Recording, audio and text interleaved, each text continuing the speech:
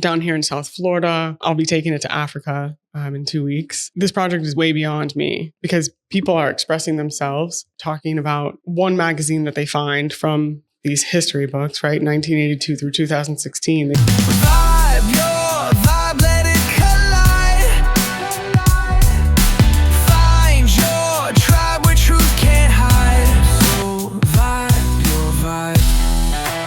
is Kirk, Vibe Your Vibe, and I have here Madison. She's the founder of Arts With Madison, a creative education platform built around expression, confidence, and empowerment through the arts. Through the workshops, mentorships, and creative programming, Madison works with young people and communities to help them find their voice, build confidence, and reconnect with creativity as a tool for self-discovery, not perfection. Her work goes beyond the traditional art instruction. Madison focuses on the emotional and personal side of creativity, how art helps people process experiences, develop self-trust, and feel seen. All the core of her work is the belief that creativity is not a luxury, it's language, and everyone deserves access to it. I actually just started my own LLC for the first time. So it's Mad.E Arts LLC. So my website is artswithmadison.org. Okay. But yeah. So did you get a DBA too, or you doing that? All this talk, I'm learning right now. So maybe I help you with that stuff, and you can help me with stuff we talked about. There we go. Yeah. This is the universe helping us. We're putting the vibrations out. I was setting up for a podcast 8 days ago. And Mad.E. Oh, yeah. Mad.E saw me and she's like, what's going on? And she was really nice and friendly and kind. And I'm like, oh, we're doing a podcast. I go, what do you do? And she's like, well, here's my card. And I'm like, and then I don't know. She's like, oh, I know what it was. You asked me like, well, who do you interview? And I talked about some of the people I interviewed. And I mentioned this guy, Henry from Uganda. She's like, oh my God, I'm going to Uganda. I'm like, yeah, let's talk. Let's talk about your trip and is your Uganda trip? Is that an extension of the Nat Geo magazine project? Well, I mean, in a way, yes. Living here in South Florida, it's been almost 4 years. And on my way down here, I thought of kind of this school to connect like kids in other countries. And then I met this woman. Her name's Kathy Cray. And she happens to be the founder of the African Orphan Educational Foundation. Met her a couple of years ago. Didn't really kind of get in with the program right then. So I was like, okay, that was just an opportunity. Others will come. I went on a trip to Nicaragua in August of 2025 and came back to the States again and recognized, okay, there's definitely something more that I can do. But I definitely missed a whole lot of the story. So we did jump to the Africa thing, but I called Kathy again and she goes, oh my God, Madison, you're coming to Africa with us. And I'm like, all right, let's do it. So it was basically just me saying yes to what came into my path, whether I knew what it was really about at that moment. Certainly part of my path. Yeah. Going to Africa here in 2 weeks. We're going to the orphans that it's a small group, AOEF. Say that again. AOEF, African Orphan Educational Foundation. Okay. Is that their website too, or? Yes. I think it's .com. Okay. Yeah. We support students, not just through school, but like through their career. So there's somebody that's in law school right now. We get like sponsorships for these people in Uganda, and it's not like we're just sending money over. Like, no, we actually go and we meet these people, and it's really great. It's if you can dream it, you can do it. So that's kind of the motto. So that's Henry. He dreamed it, and next thing you know, somebody gave him some money and he bought some land. Yeah. Then he dreamed it and he built like the first story, but it didn't have a roof, and he came over here to right here in West Palm Beach and held a fundraiser with Geraldine, who happened to just meet him. Wow. And he got the rest of the money to get that second level done. Wow. This is so wild. The school's supposed to be open. I need to do an update with Geraldine to find out. So it's just so interesting. I should really connect with him to see, or, affiliate myself with whatever that program is. Well, it's just himself I wonder over if I there in even know Uganda. Henry. So he's over in Uganda doing it, and he comes over here to the States and does some fundraising. Oh. So he's actually from Uganda, from this little town. He managed to go to school and graduate high school, graduate college. I think he might be like it's in my podcast. I'd have to check the transcript. Wow. I want to say like he's the only one that ever made it to college, maybe even high school. Not sure. It's a very small number because the closest high school was like I want to say it was like a 25-mile drive, 50-mile drive, something crazy that you'd have to do it every day. Right. And it's a matter of accessibility. Really. It's not a matter of desire. It's a matter of that it's so difficult to go and so difficult to go to college. So he's starting with, K through 12. And step one, and then it's just an amazing project. I wonder if Kathy and Henry are affiliated. Maybe somehow. I would think she would know about him, but it's not for orphans though. It's just for the children of this small town, right? Wow. Right, where they didn't have there wasn't a school. Wow. I mean, there just wasn't a school. There wasn't so unfortunately, I'll have to connect you with Geraldine on Facebook, and then she can connect you with Henry because my only connection with Henry was Facebook. Okay. And Mad.E decided that I didn't belong on. Oh, that's right. On Facebook. So it's not for everybody. No, I'm anti-Mad.E now. So I've read multiple different ways to try to get my account back. And I'm just like, I'm not even interested. Wow. At this point, I'm like beyond even interested. Yeah. Don't care. Yeah. Tell me about these National Geographic situation. Oh, yeah. Wow. There's so much to say. But again, it's like how the universe just shows me the way. Right. Throw stuff at you almost literally, right? So I'll just take this back. So I'm somebody, I've always wanted to join the Peace Corps. Oh, okay. Even when I was in 7th grade, I actually had this epiphany that I was going to adopt a girl from Ethiopia and open up an orphanage. I don't know. It's just something that's just been a part of me, Okay. So you want to be a mother? I've never thought of it like that. Oh, okay. I've never I don't know. It's just it's a big undertaking. It's more so I guess I don't want to just say helping, but there's just always been something in me that's I'm going to care for this. Oh, I don't know what. So you care, I guess. And you care about your art. Yeah. Care about people. I've been trying to teach myself how to be more selfish. And I think the first time I gave it a shot, I became selfish, and I felt like I became a huge. Can I curse on here? Yeah, bitch? Yeah. It's explicit or whatever it says on the. I just felt like I became a huge bitch. I'm like, God, I hate this. I'm like, I can't be selfish, because I feel like I do things for others, but I think I'm starting to recognize how, you do have to give to yourself, or you're going to really truly deplete yourself if you're just giving to others. Right. Yeah, exactly. You're on the plane and the plane's crashing and they got the oxygen mask off. They say you got to put yours on first, right? I mean, you can't be going around helping everybody else. And then next thing you know, you pass out. But, I can hold my breath for 2 minutes. No, just kidding. Maybe not 2, but the Peace Corps. And then I had this thought of I was going to travel the world and work for National Geographic. And not to photograph animals or whatnot, but to visit people in their homes to get to know them and how they lived and cultural differences. But basically we're all the same. That didn't happen. 99%, right? Something like that. Basically. Yeah. I never but you went to worked Nicaragua. For National. Well, yes, that's way later in the story. Oh, okay. Way later. Okay. I did back in 2010, traveled to Cambodia. It was my first time out of the country. And a lot of people were saying, that's a big trip for being first time. Yeah. A lot of people first time is Canada or Mexico, right? I've never been to Canada. But you know what I'm saying? Yeah. Yeah. Just drive over the border. Right. Or Cancun, Cancun. Yeah. Puerto Vallarta, those kinds of places. Right. Yeah. No, Cambodia is what it was. Cool. What took you to Cambodia? I actually volunteered with an orphanage. Oh, okay. Yeah. One of those situations. Yeah. It was a program called Rustic Pathways. I was there for a couple of weeks. People told me that it was going to be such a culture shock when I got there, but I actually felt like I fit in. I just felt more homey than anything. And when I came back to the United States is when I had my culture shock. I'm like, oh yeah, what is this place? Yeah. And you were there only 2 weeks.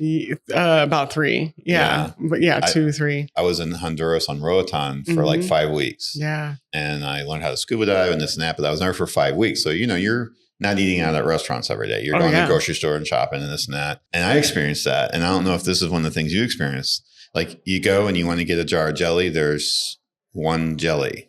Like if you want jelly, there's one jar. That's it. That's what you got. You get that or you're not going to get any. You want a peanut butter, you got one peanut butter. I mean, so something as simple as a peanut butter and jelly, you go to Publix here in South Florida, there's like 15 different peanut butters. There's 30 different jellies. With all the fake stuff in it. With all the fake stuff in it. Nothing real. Right. It's just crazy, right? Yeah. I mean, it's just going, so just the grocery shopping just is a bit of a shock, right? Yeah. Well, in Cambodia, you're waking up at 4 from the roosters. I mean, that happens here in the States too, all these beautiful farms and whatnot. But same way down in Honduras. I mean, you hear the roosters out. Yeah. And I'm in, and you go and you hunt. In development. I'm in actually a pretty high class development down there. And you still hear the roosters. The same thing. Yeah.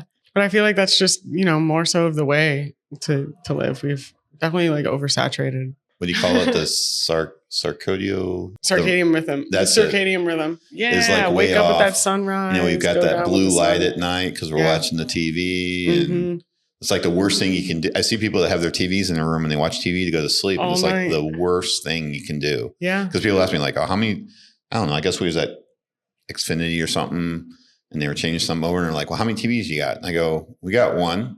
Okay. In the living room. So how many you got rest? And I go, we got one. Yeah. Oh, they're like, really? I go, well, how many TVs can I watch at the same time? Now, some people give me that same story when I tell them how many motorcycles I got because I have more and more. Yeah, can you ride 2 motorcycles at the same time? They ride differently. The TVs don't watch differently.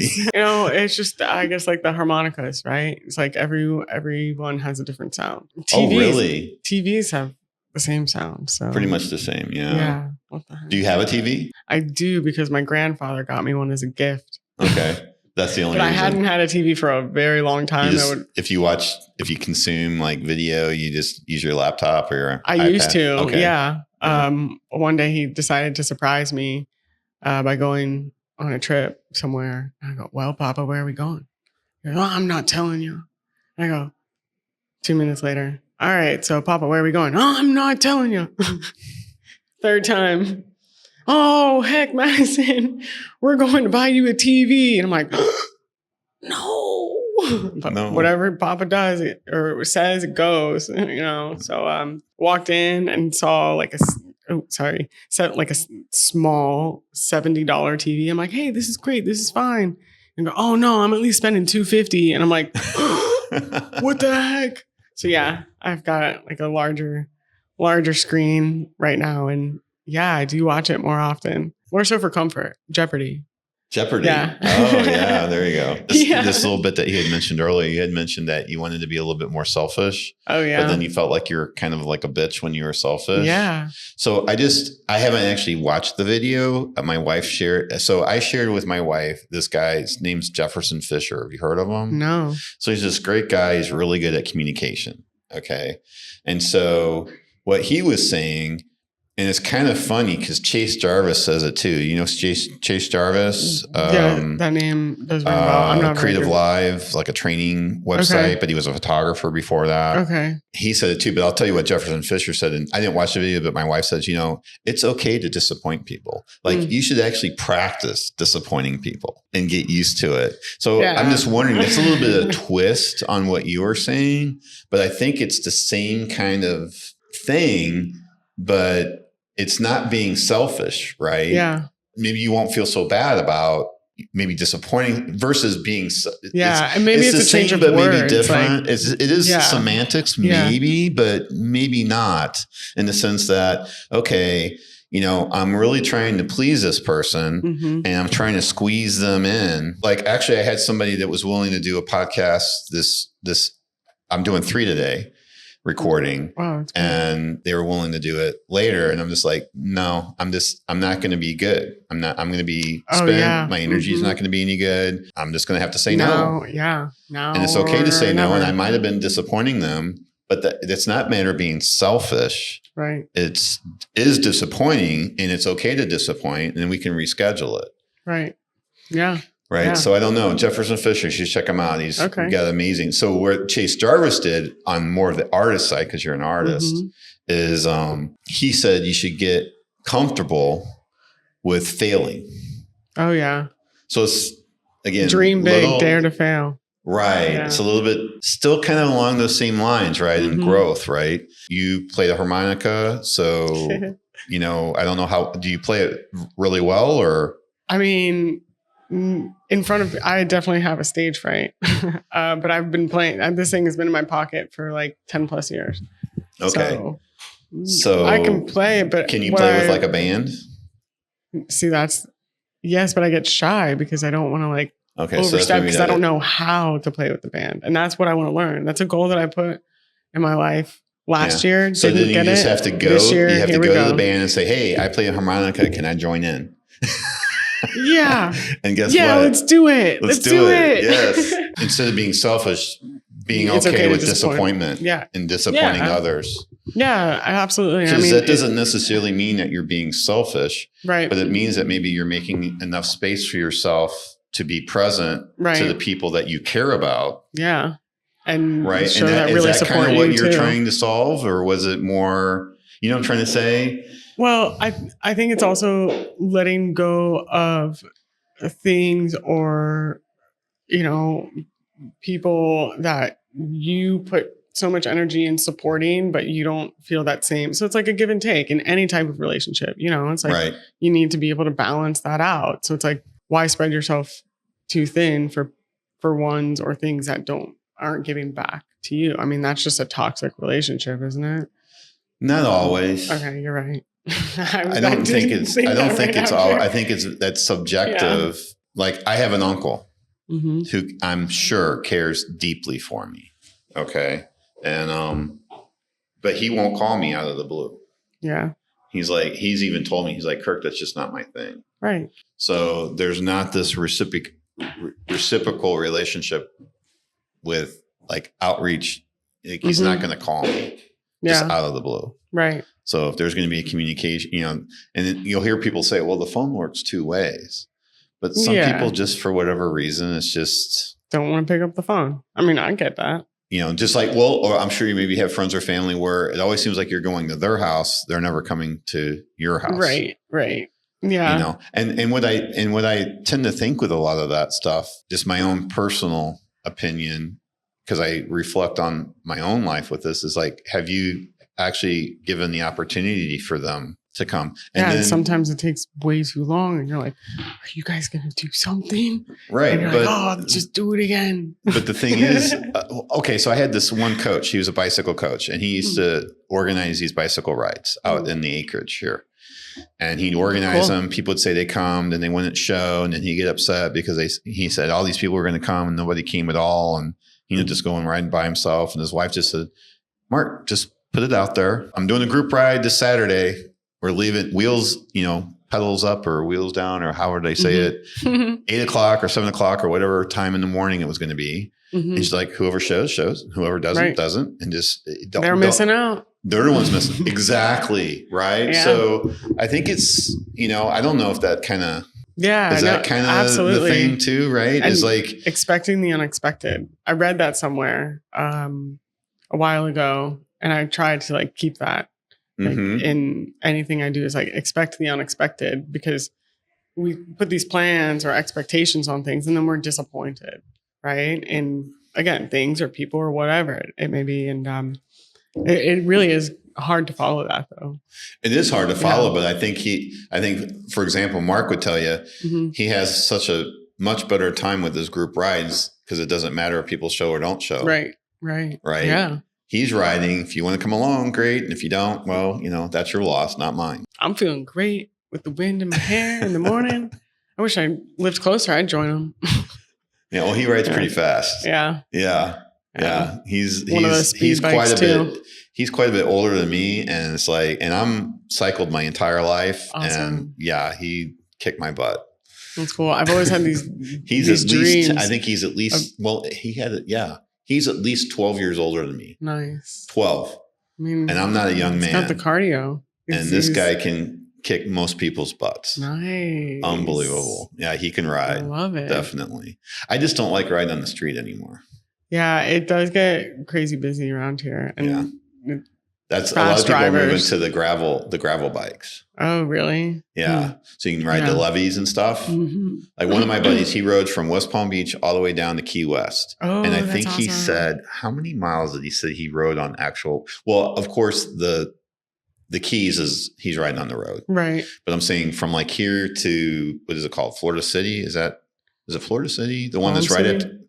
No, south of Homestead, just at the beginning of Key Largo. I think it's called Florida City. Okay. I'm not sure. I don't anyway, like from here to there, I think he said he rode on 10 or 20 miles. It's at least 60 miles going by highway, right? Maybe 70. Yeah, 60 or 70 miles to get there by highway. Wow. I think he said he rode on 10 or 20 miles of pavement. The rest was on gravel. Awesome. On like backways and trails and stuff. God, I've always had dreams of riding across the United States and then like riding around Europe. Like I feel like you should do the Camino. Well, it's funny. My parents are actually said that they're going to be walking it here in May or whatnot. I'll tell them to ride it, but one day I'll go. I'll have to. We've got a lot of plans coming up. Walking's much better if you have the time. Yeah, 100%. We did the ride because we only had 1 week that we could do it, and so we started in Leon and we ended in Santiago de Compostela, and we took 7 days to do that. And I wanted to see more versus less. Did you camp on the side of the road? Did you stay in like little hostels? No, we did we a couple of them were hostels because you go downstairs and you'd have all the boots lined up and the backpacks and stuff. But awesome. But I miss that life. Yeah, you should do it. Yeah. What do you got going on? Right now, I've just kind of planned. My whole year is planned right now for here in Florida. Yeah, in a way. Wow. With travel. And, I think this is like a turning point in my life to really, we need to make, ends meet. And I feel like right now this year, I'm really finding what it is I'm going to be able to share like with the world. And it's not just like my paintings, it's education. Right. So how's the paintings going? Great. Are you creating paintings or always like how long does it take you to create one? It depends on the painting. It depends on like you showed me one that was like 6 by 6. What's the name of that one? 6 foot, the 6 foot by 6 foot one. Yeah, you showed me a picture of it. Oh, the green one. That one's actually 81 inches by 81 inches. Wow. Yeah. Did you make the canvas or you made the canvas? Yeah, I stretched it, everything twice. I had to tear it down and actually, so do it's you paint it stretched or do you paint it unstretched? Unstretched, and then I stretch it after. Then you stretch or it. like mid process. And what do you paint on it? What do you paint with? Acrylic paints. Acrylics. Yeah, golden paints. Golden. Yeah. You sponsored? Do they sponsor artists? No, but I hang out with him sometimes. Just for fun. He's a cool guy, but it's not like, hey, here's all the paint. Like, we're all just people, and this is what our life's on. I use golden. There's another one I use though. Can't think of the name of it. Liquitex or something. That's the other one that I use. Or, that's the one I used. That's the one I used on that was Liquitex. The what do you call it? Medium. Like a gloss, like a it is a medium to put the newspaper on the. Like Mod Podge. So I did like I'm trying to think of what my process was. I probably did do you think I did a gesso on the bare wood? I researched it. I talked to my daughter. Had a friend. He's an artist. Yeah, and he went to FAU for art.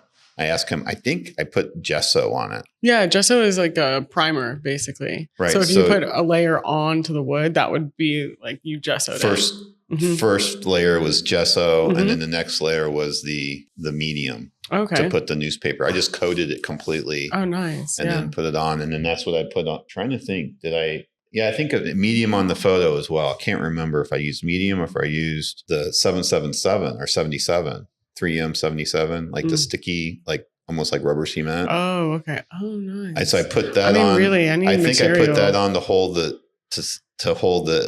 edges. I just sprayed the edges. I can't remember how I did it. Now that I did it, I don't know if I'd used the medium. All right. You were in the process, and apparently it worked. I'm pretty sure that's golden paint. The London Calling. Yeah.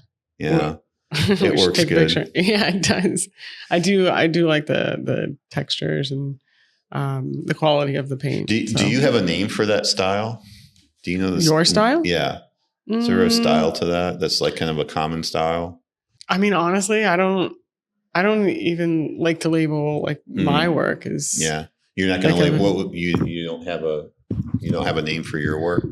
I mean, it's tough because like I recognize like I paint landscapes in a way, but if you're looking at it, people are going to be like, "Whoa, what the heck is that?" So it's like abstract expressionist, or there's that's so many names. Abstract impressionist. Yeah, I could see that. Yeah, and it's with acrylics. Mm-hmm. Do you put something on top? To like varnish it? Varnish. That's it. I mean, honestly, yes, we all should. But then there's these like rules that we follow. But at the same time, if you're like reading or listening, watching these lives of what, like, I guess success. Well, what is a successful artist, by the way? Because Picasso, did he sell a lot of paintings when he was alive? No. Right? Or we went and saw speaking of that, so we went while we were in was it Spain? It was Madrid, right? Madrid, yeah. Mm-hmm. We went to is it Rodin? Oh, okay, yeah. See, I'm not good with names or anything, but if I see it, I'm like, yes, that. Ooh, so we're going through that exhibit, right? Just back to what you're talking about. Mm-hmm. And there's all these stories about how he's like struggling, like he's trying to get into the exhibit. He has to submit, and he's pissed because he has to submit. And like, what do I need to be? I mean, think about this, grants. Like you have to continue to submit. It's just being like an actor. You have to audition, and you're gonna. That's what it sounded like going through his museum. Is like he was constantly having to get. I guess back in those days, they had some sort of a committee that would decide whether you could even show to even get somebody to. And so the thing wasn't for him. It was my understanding that it wasn't about selling pieces so much as it was getting the commissions. Mm. Yeah, I mean, personally, like commissions are so fun.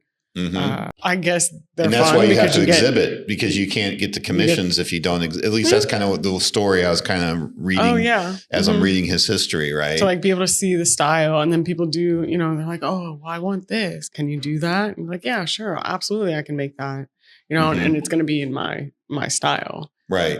So right. It really takes a while to develop a style, right?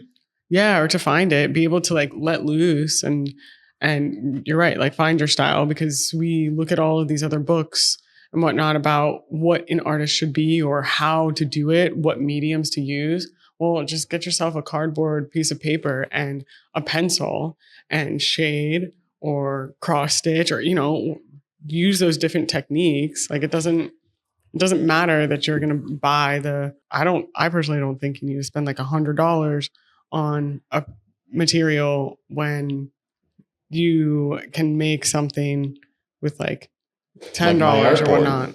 Yeah, you just put it together. I bought a piece of, what is it, balsam? Mm-hmm. Okay. I think that's what it's called, balsam plywood. So I bought that new, so it was nice and smooth. Yeah. But I grabbed the wood that I made the frame out of. I just grabbed it out of the garbage at Home Depot that they were throwing away. Because it's just all about the expression, Well, I think it's a good expression too. Yeah. And then I don't know, I used India ink. Yeah. So it's a water base. Mm-hmm. But I used the India ink to stain people are using frame. like turmeric or like beet juice, it's. Yeah, it doesn't have to be. Resource Depot, I said Resource Depot, but just reusing these materials. Right. Because we have so like many National of them. Geographics. Yes. Yeah. Should we circle back out to that I found on the side of the street? Yeah. So I'm sorry. I got you all distracted. No, it's okay. Yeah, National Geographic. I think I found it was like 10 years ago for sure. Oh wow, so you're just 16 years old. Yeah, something. Yep. Well, no, 16. I'm 34. So 20. Yeah. So I was 24. Okay. You don't look. I know. I know. No. I'm thinking you're my daughter's age. Yeah. No. 34. Whoop. Oh, I can't do that anymore. That was 33. So I was driving around on some back roads when I was visiting my family in Vienna, Virginia, and passed a house that had like a bunch of junk on the outside. And I was like, well, I guess I'll just stop. And kind of looking around, and there's this blue tarp that was kind of like stood up like a tower. And I like looked under the blue tarp, and I'm like, what the heck? And I'm like looking around, like if anybody else sees these things. And it's just this tower of National Geographic books, 1982 through 2016, the entire collection, in these beautiful maroon cases with like the gold etching. Oh, And really? yeah. So these are like in pristine. Oh, condition. Yeah. Some of them aren't even open. Like the plastic is still on them and everything. So you have the maps and everything. Oh, yeah. I got a lot. So I was like, and with that longer kind of backstory where we took other roads, I've always wanted to work for National Geographic. Right. And I saw this as an opportunity, like, okay, these books came to me for a reason. Do I take these? Do I not? Do I take these? Do I not? And I took them, put them all in my car. Then I went up to the door and I was about to knock, and the gentleman actually opened the door before I even knocked.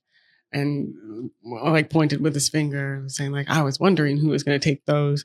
And I put my hand out. So there was a sign on it that said... No sign. Didn't even say there was not. It was just a blue tarp. Okay. Like, and I was like, what is this? And I'm like, what? Do I take these? And then so when he opened the door for me, I told him right then and there, sir, I'm going to do a project with these one day. And I always knew I was going to make a massive collage, thinking of like, okay, these are history books, right? Right. Well, for me, it was like to recognize like how history repeats itself, or what's the same or what's not, or the ads, right. How it's changed. Really interesting seeing the ads. Yeah. Just even the advertising. Oh, it's amazing. Right. Oh my gosh, I saw one about spam the other day. I wish I brought the book so I could read it. Like it's something about like what's hot on this earth. I don't know, but it was talking about spam being like email or spam to eat. Yeah, okay. It was funny.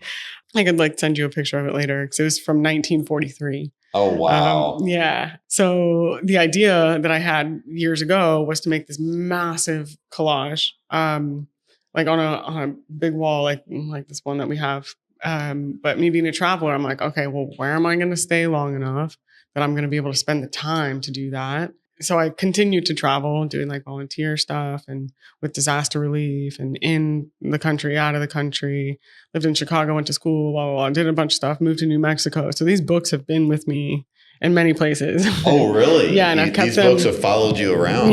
Yeah. Cause I always knew I was going to do a project, and when was I going to start? Right. I did keep them at my family's house in Virginia for a handful of years, but I moved to Colorado, took them there. North Carolina, took them there, here to Florida. And like, I kept these in numerical order. It took hours to put them back in order after they fell out of the sleeves and whatnot. Because another thought that I had was to break it up into 12 months, and do like all January 1982 and then go all the way to 2016 on one strip and see if you could tell the difference. And then February, But again, I never wanted to start this project until I knew exactly how I wanted to do it, because the organization of it would have been wild because there's so much paper. We were speaking earlier about like a song kind of helped you think of something and inspire something. Well, I learned the song Zombie by the Cranberries on the piano. Like I've sang it for many years. We all know this song, I think. You played on the harmonica too? No. Oh, okay. But the piano, I played it on the piano and sang. And when I learned the song, I would cry, like literally, like tears would just like flow out of my eyes because it's just truth. Like, I don't know if you've ever looked up the lyrics. Oh, yeah. But it was just like really hitting my heart because what about like 2 years ago, it's like, things were really getting heavier. Like wars and all this stuff were just like really kind of exploding and being talked about, and the news was all crazy. And I'm like, what the heck is this? Not like, what is the point of life, but like, why, like, what is with all of this? Right. You wonder, right? Yeah. And, with me being somebody that wants to help people all the time, well, I started to question, it's like, why do I want to help people? This was the time where I was like, I need to be more selfish. And I was like in that, like, honestly, like depression. So I'm learning the song Zombie, and something light bulb went off in my head. And I actually added a little verse at the end of it, because there's a part that says, and it's the same old thing since 1916. It's the same old theme since 1916. In your head, we are fighting.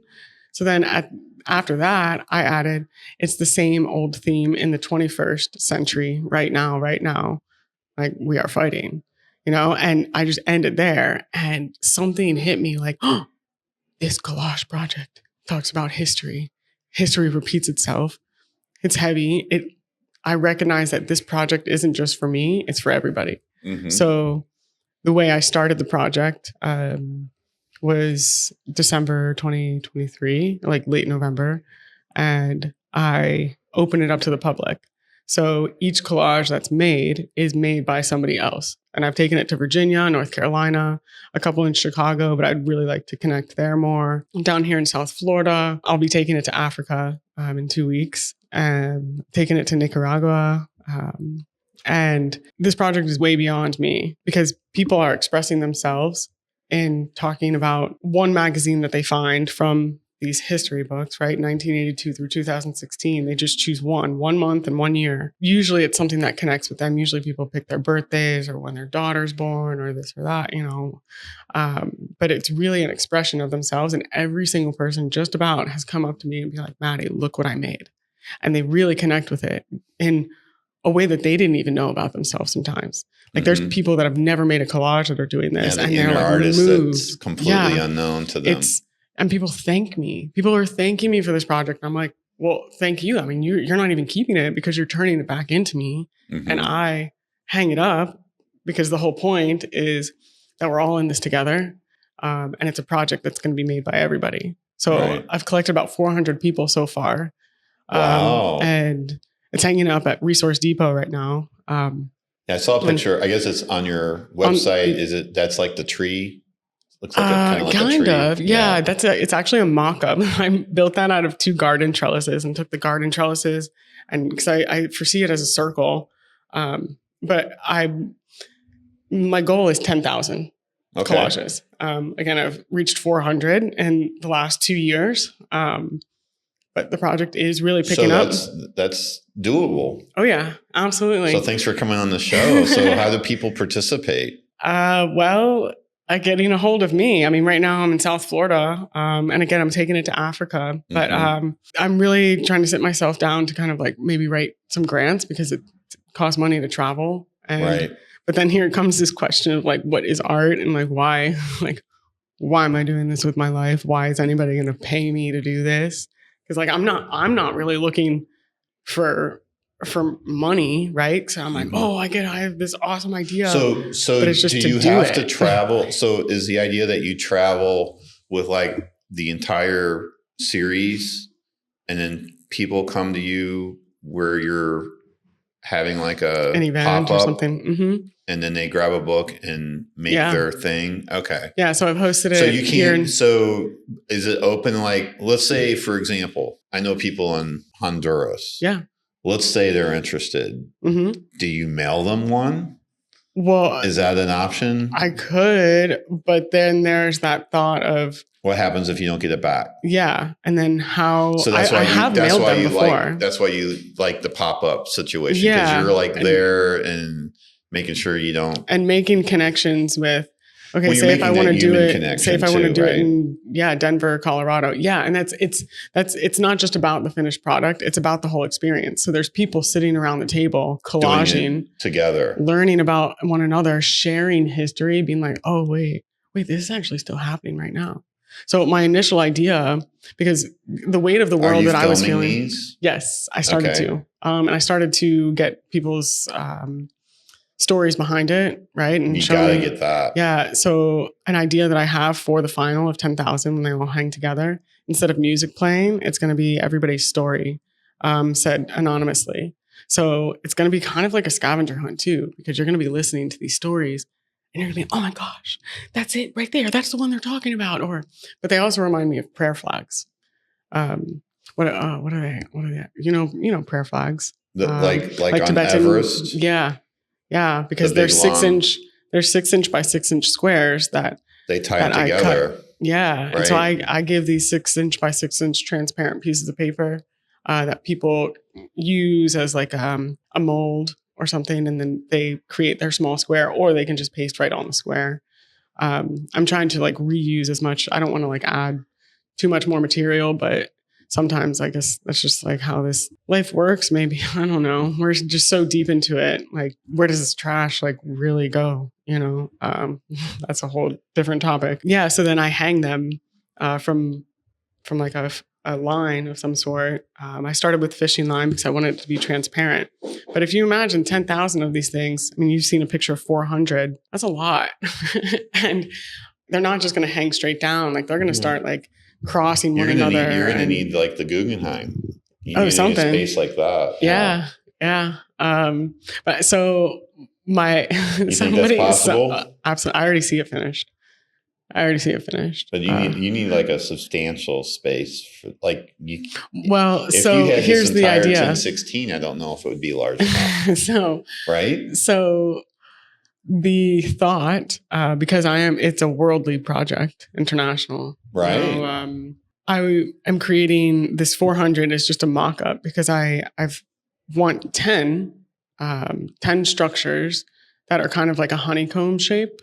Okay. Because, I'm also a farmer. So, bees are going to save, our plants and our good food because they're the ones that, give the pollen. I don't think they're going to save it. We're going to not destroy survive it without them. Well, right. Well, yeah. I mean, like, but that's what I'm saying. We need like more. So this honeycomb shape. Yeah. And this honeycomb shape just kind of relates to that. So there's 10 of them. There's 10 vertical. No. So the collages will hang vertical, but the structure, this like honeycomb shape, is going to hang straight on the ceiling. Okay. So then all of the collages hang from the honeycomb. Hang from the honeycomb. So and then there's going to be structure is going to be horizontal. Yeah, and there's going to be 10 of those. 10 of those. Then they each hold 1,000. 1,000, and I foresee this being in 10 different places. Oh. So then, but then the final is going to have all of them. Right. And then they'll be separated. So like, say somewhere in South Florida, one of them, and it's all like 1,000 pieces from South Florida, or from not just South Florida, but Florida, or whoever made it in Florida. Well, here's the 1,000 that were there.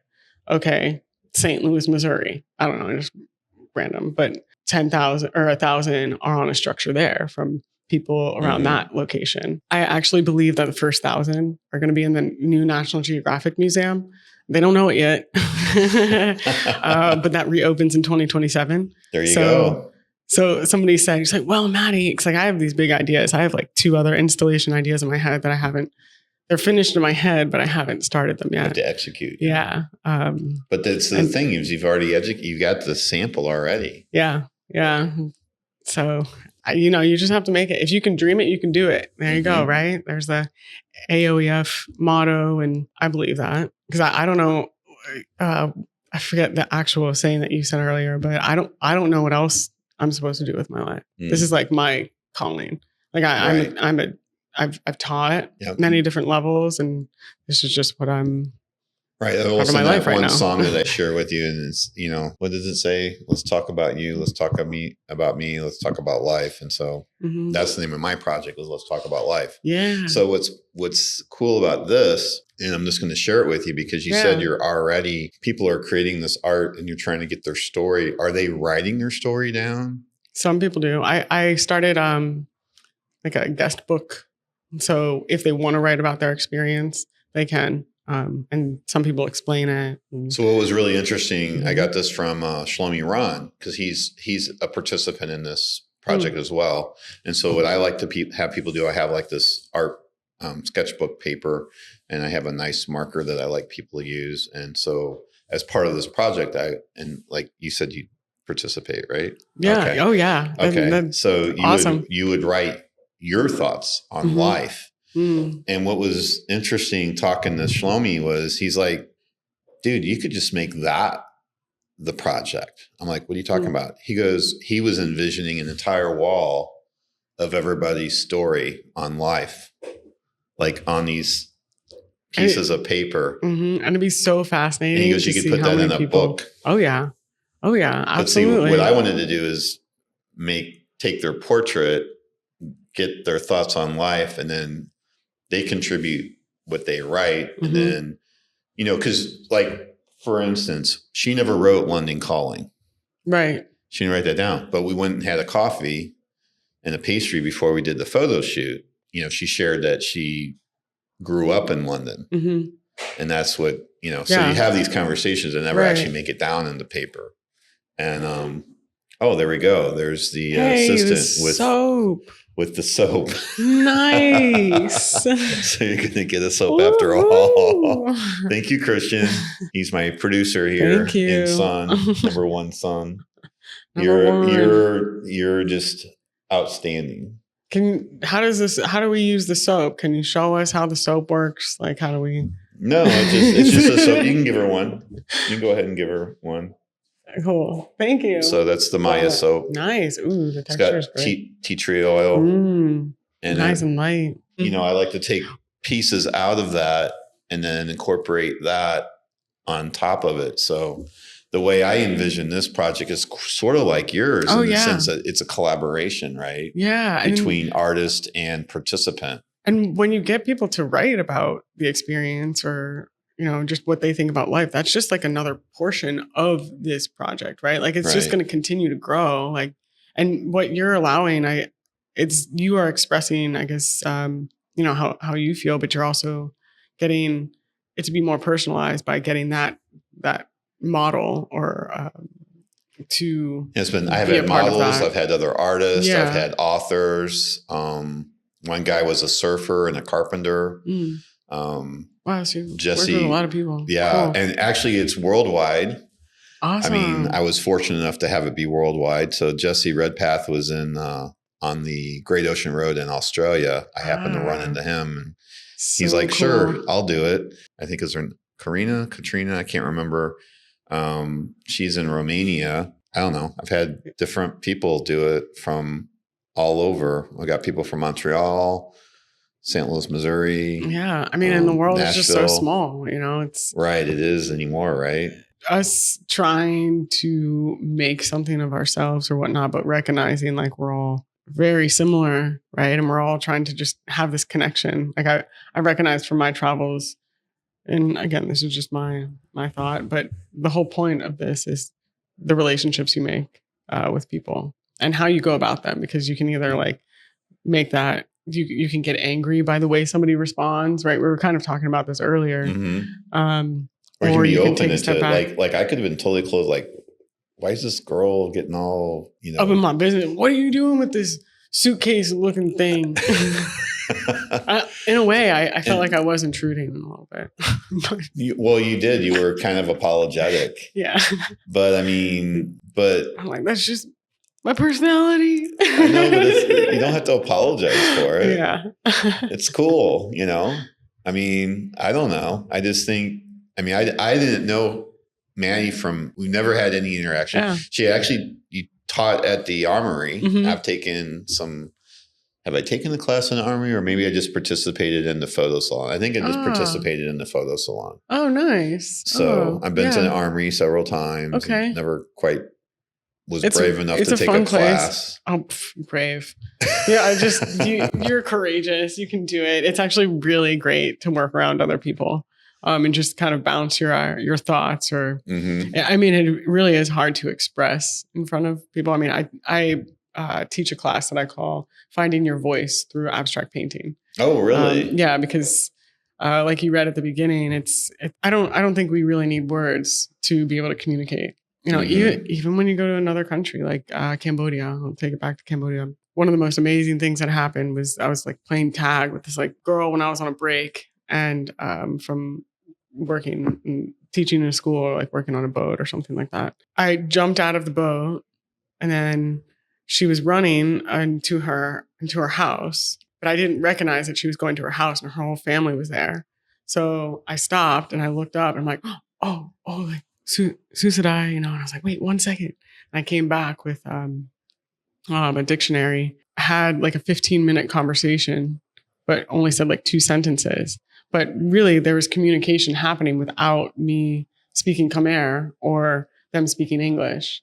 It goes deeper than that, because we can communicate through lines on a canvas or London calling, where you're not saying this, whatever it is you're saying. When people ask, like, explain this to me, you tell me, what it is, because this is the abstract way of just saying this simple sentence. Mm-hmm. And that's what I think art is all about. It's not just expressing your emotions, it's expressing what's happening in this world, because for me, that's what I observe. That's what I take in and put out on the canvas. And that's my language. And it's really amazing. That's most artists, right? Yeah. If you actually, study different artists out there. Right. Yeah. It's like political. It's this, it's that. It's not just what's going on this is blue at the time. because I'm sad. Like it's not, maybe we should look at the blue period paintings again and really study like, oh, he's not just sad.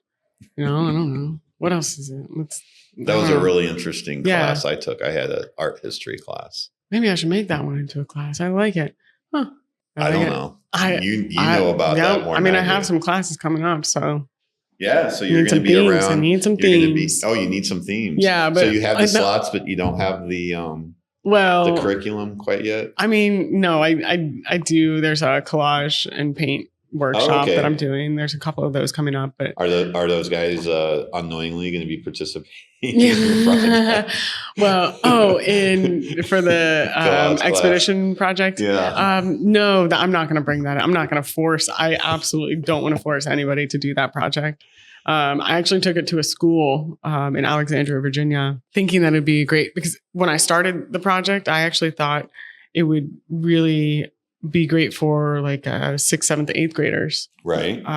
Because this mental health crisis that we're having, I guess it's always maybe been going on, but these kids, they know way more than, I did, or I don't know, AI, all this media really kind of messes with us and really gets us out of touch with who we really are. And I thought that this project would be great for that age group. It's funny because actually mostly adults have been doing this, but I took it to a school and they were kind of like, I was like supposed to be the art teacher for the day, which I was, and it was great.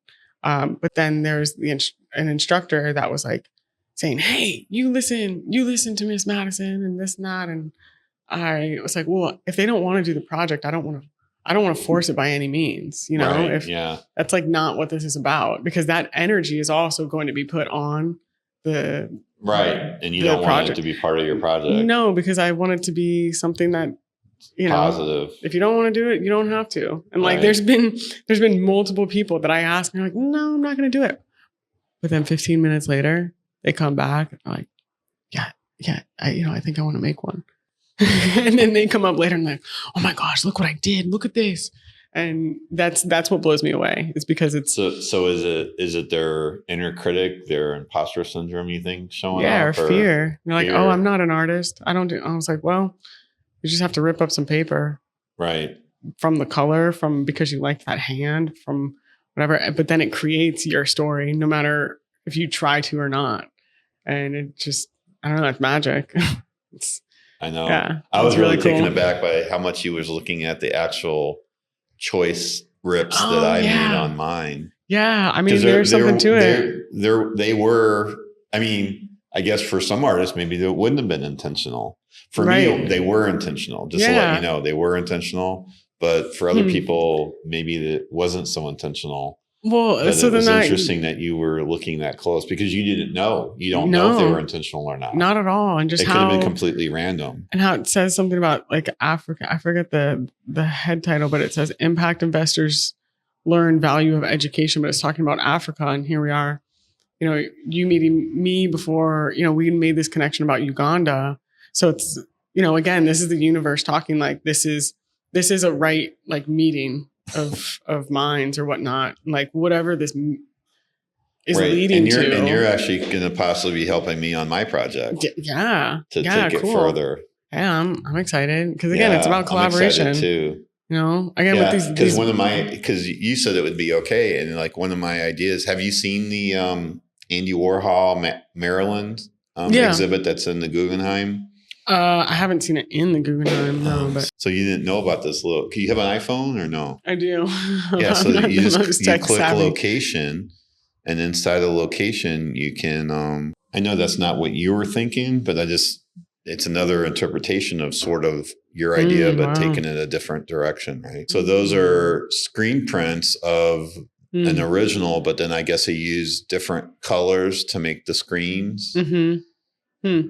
And I think is there 3 rows, There's 5 5. rows? I forgot how many Yeah. are there. I think it might be, is it 500 or it's 100 maybe? 5. Oh, well, that would take it's about like The name 5, of the name of the 10, piece is 15, like 20, however many. 25, 30, 35. Yeah, there's 40 times. I don't So know, he's 5 like rows. 200 Marylands or something is the name that's of so it. wild. That doesn't even look like 200. But, I mean, I'm sure in person it's way larger than what that photo looks like. But I know, it's amazing, right? Yeah. I mean, it looks like it's 80, but I just counted about like 40 rows. Right. You know, like that's such a cool museum. Have you been there? I have not. They have these exhibits that are just like this picture here can't even. So those are people standing in it. Ooh, that's cool. Oh, wow. Such as steel, but it's this one gigantic room full of these steel formations. Wow. Can you I guess you can you make it all the way through that spiral? Yeah. Like that tiny space. Yeah. Oh, that tension. Oh. Yeah. And then one of them, it's leaning. And as you're walking through it, not this one, but another one, they're leaning. And as you're walking through it, you have to go sideways. You don't have to go sideways, but you start you start getting, what's it called? Vertigo, claustrophobia. Not claustrophobia. It's more like vertigo because, your mind is seeing this wall and your body wants to, your body wants to be not perpendicular, parallel to the wall. But you have to kind of curve through. Yeah, it's really crazy. It was kind of freaky walking through it. Like we walked through one and my wife's like, I don't think I want to walk through the other one because I'm kind of dizzy. You feel stuck or something. Yeah, and it's really weird because all you're doing is just walking through it. Yeah. But you could do something like that with your honeycombs and I don't know. Who knows? I won't share this idea yet, but that takes me to another project that I have in my head. There you go. Yeah. You just got to get it executed. Because you've exhibited before. Like I think I read your bio. You've been at the Norton, right? Oh yeah. I hosted the project at the Norton. There was about 100 people that came out and collage that night. And then there's also, you've exhibited at, Art Basel. Yeah, I did this last year. So can you talk about that a little bit for the artists out there that want to, do a project and get exhibited, maybe at in terms of how do you make that happen? Yeah, does the art come first or does the idea come first? Like for example, you've got this sample over at Resource Depot. Depot. Because it seems like you're going to have something to communicate. Like, what does this look like? Right. Yeah. So you can't just say, "Oh, I got this idea. 2 years to get it really this started. idea. So just trust me. It's going to be cool." Right. Or since you got the exhibit over at Resource Depot. Now you can take pictures of that, video of that. Right. You can you can go by and actually see it there. This is my idea, but it's going to be much bigger. Right. And so I guess you have to just like the Rodin, he made a little thinker that was like this big, and then he made a little bit bigger one. He made a little bit bigger one, and he finally made takes a lot of words to describe it. I'm really trying to nail down the shortest amount of time to describe what this project is without seeing it. And I've come to recognize now because I do have enough footage.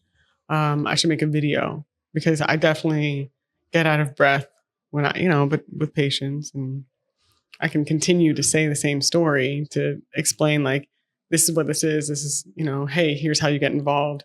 But I need to make a video of that so people can see it while they're listening to what this project is. And then do you send that out to who? Well, are there curators at museums? Do you send it to... Yeah. So in terms of getting galleries that sell art, would this be even something that would go into an art gallery because it's not for sale, right? No, this is a participant. You're building it still. This is one of those art projects that would probably never be sold. Am I correct? This is like the people's art in a way. I'm still it's funny because I'm still learning how, I guess what an artist is, or because this is definitely a project that I see finished in my head, and I'm not going to stop until it's done. But yeah, you're right. I'm not asking money for it. This has been going on since 2016. It's 10 years old. I've only got 6 pieces made. Mm-hmm. I've got probably, 24 participants so far, maybe more. You just got to finish it. Then you just get that project out of your head to move on to the next. Really? You think so? Because like for me, I don't know if it ever is going to be finished. Well, yeah, with you interviewing and you know what I'm trying to say? That's what, that's what I liked about it. It's just a, but I don't know. Thing. Is that a thing? Is that make it not real because it never actually technically finishes? I mean, because literally that's what they even say about paintings. Exhibit out of the 2 or 3 that I have made. Mm-hmm. I need to expand it, obviously, like we talked about. Right. But of those, that's enough to even take a look at it. But it's infinite. I mean, there's, not infinite, but there's 8 billion people on Earth. Right. There's no way for me to get 8 billion stories. Right. Just like you can get 8 billion. And then what are you actually doing it for? Are you doing it to sell them all? Because there's no way you're going to sell the 8 billion, even if you make all the 8 billion. It's just like us painters, right? We paint. We have all these paintings. Oh, we never sell. Oh, it's the struggle of the artist. But it's like, well, we paint because this is our life. Like this is what we do, but yes, being a part of, and this kind of goes back to your question of speaking to people and like, oh, okay, well, getting into the Norton or whatnot. Well, I didn't just ask, or somebody didn't just find me. I get that does happen. I'm sure people get asked like host things. But I was talking to the Norton for like a year and a half, sending emails, trying to call. There's all that back work, that's also part of being an artist and being that quote unquote successful, I guess, financially, right? Mm-hmm. Is okay, you can paint, but you also need to take time out to shake hands and say, hey, my name's Mad.E. This is, but you don't, it's a funny line. Are there events like with business, right? Mm-hmm. There's these business networking events that you attend that you can, like, for example, I could attend a business networking event to sell my podcasting services, right? Right. Is there art networking events like that? Anywhere and everywhere. So like you could be at the coffee shop, right? Coffee shop. This is why I struck up a conversation with you, because you never know who you're going to meet. Mm-hmm. You never, like, back when I was living in Chicago, I used to want to be an animator for like something like Monsters Inc., right? Like the beginning credits of that. And I'm sitting on the computer for like weeks, like trying to get that movement doesn't go with the sound. So it's like moving it a little this way and that way. But I got 30 seconds. That took me 2.5 weeks just staring at the computer, like, and it was only 30 seconds of work. But then I had another project, but I took a random trip to California and then had a layover in Salt Lake City. Took a flight voucher because I needed an extra seat on the way back to Chicago. I know that was kind of like a funny little side story, but I ended up sitting next to an animator that just showed his 6-minute animation film that he worked on for, I don't even remember how many years he said. Years. Yeah. And he played it with the Salt Lake City Symphony, like in the center. And I'm like, what the heck? Why did I bring up that story? Because you never know who you're going to meet. Right. And you had your 30-second animation. Yeah. And I was kind of like procrastinating my next animation I had to make. And I'm sitting on the plane next to this guy that just showed his animation in Salt Lake City when I took a random trip. Like that's why I think life is all about making relationships, and you talk to people. It's like, it's not about like what you're going to produce. I'm going to show you something else that's really cool. Check this out. All right. So we went to Notre Dame in France, and it was a horrible experience. There was this woman in there that accosted my wife who had just fallen down and was hurt. And she's like, what are you doing? You can't bring a camera in here. And she's like, I didn't even know I had a camera. Your wife said she didn't know she had a camera? She had a camera, but she had fallen down. So she's not worried about the stupid camera in her hand. She's crying. She's hurt. Yeah. Oh, and she's like, I don't care if you fall. I mean, right. Yeah. So, what the heck? Yeah, it wasn't pretty. Bordeaux, which I'm not saying that right, with a horrible. Bordeaux. Yeah, that's a lot better than I did. There was a church there, and I'm like, oh, let's go to church. Let's go to mass there. So we go to mass, and then we're roaming around. This girl comes up to us, and she's like, sir, I'm just going to have to ask you to leave. We have an event going on tonight. I'm like, oh, I just want to get a few pictures. She's like, that's fun. And she's really nice. Mm-hmm. Really. It's like when you get outside of Paris, I guess you just don't run into those folks. Mm. We only ran into two at Paris, one at the Louvre and one at the Notre Dame. But this girl was really nice. She's like, can you can take a few really quick if you're going to be really quick, but we have to get ready. I'm like, well, what's the event? So she's telling me. So they're doing this event where they do these lights inside of the church to symphony music. Oh, cool. So sort of kind of like what your guy was talking about with the animation. And this is animation too. I don't have it here. So it's the Saint Andre Cathedral in Bordeaux. And so what it does is it's like, some of it looked like ocean waves coming up the walls. Cool. They had a chorus, a choir there singing. I don't know. The animators sound like it could have been recorded. I'm not sure, but there definitely was a live chorus and a live like instrumental that went along with this. And it was just an amazing experience. And I'm like, yeah, see there, that's kind of like what you're talking about. Yeah. Like, oh, well, because we probably wouldn't even have gone to that church. We probably would have never gone to that church if we didn't have that bad experience at the other one. Right. So we're trying to make a good memory instead of a bad memory. Mm-hmm. And it was just, we were blown away. So cool. With that performance and all the laser lights with the animations and stuff. At a church? So I don't know, was this animation, was it just on a screen? Well, it was like in downtown Salt Lake City. So I didn't even see it. I just sat next to the guy on the plane. Right. So I don't know what his this was animation. This was animation, but it was on all the walls of the church. Cool. Kind of like the dome now in Vegas, right? Maybe. I don't know. I got a video of it. Is that where they got I'll the show idea? you the video when it comes up. The internet here is not really good, but it was just, you telling that story, I just thought of that. Yeah. I forgot what it's called, but it was just such a nice experience. If it had not been for that girl being so, rude. Well, the one that was rude and then the one that was nice. Right. Because she was super nice. And then, and she was willing to talk to me just like, I'm like, oh, well, what is the event? Is it public? She goes, yeah, it's public. And I go, well, can I come? She's like, sure, you can come. Yeah. Come here. I'll show you where you can scan the QR code and get a ticket. And she was just, really nice about it. Just like you talked to me and you said you do podcasting. I'm like, well, you want to come and sit down and do a podcast? Well, that's cool. Talk about your art and your trip to Uganda. And whatever the heck else. Right. Life is art. So life is art. Art is life. Art is life. Yeah. Amazing just running into you. Yeah. Just completely random. I feel like, we just in our conversation today, I'm not saying that we're people that are always running late, but I was like, oh man, I'm definitely running late, but called you and we're just like on the same page. So it seems cool. Yeah. We both had our moments today. Like, things weren't running though. But this is where, you just trust the process. Yeah. I did hit record though. Oh, perfect.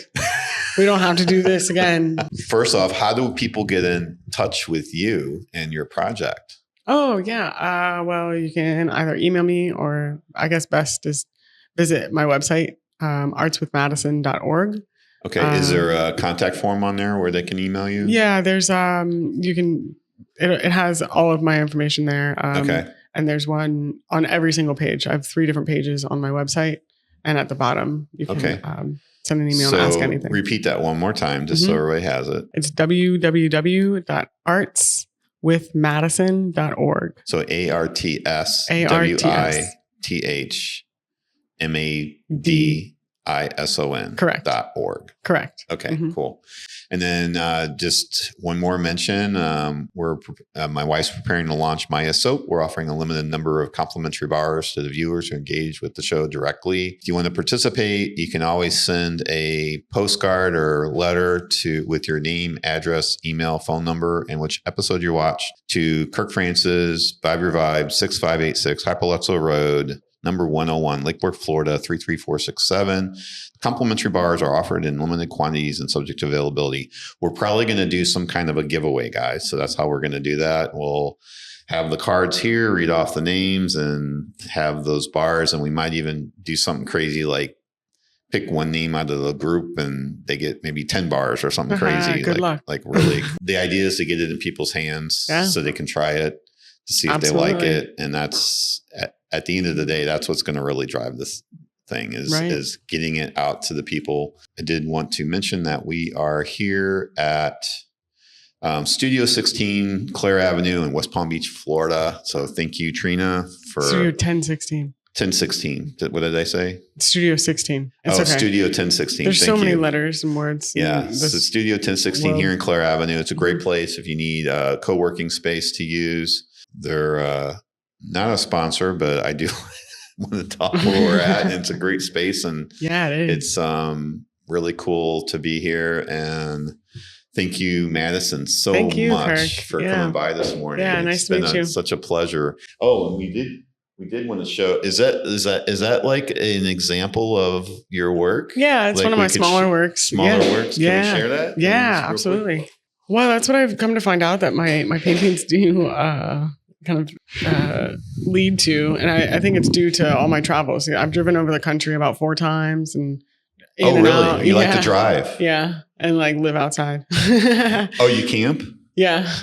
Oh wow, we had to do another show. Talk about that. It's like people ask me out of the places that I've traveled, and like, well, where's your favorite place that you've been? And I'm like, I think my hammock.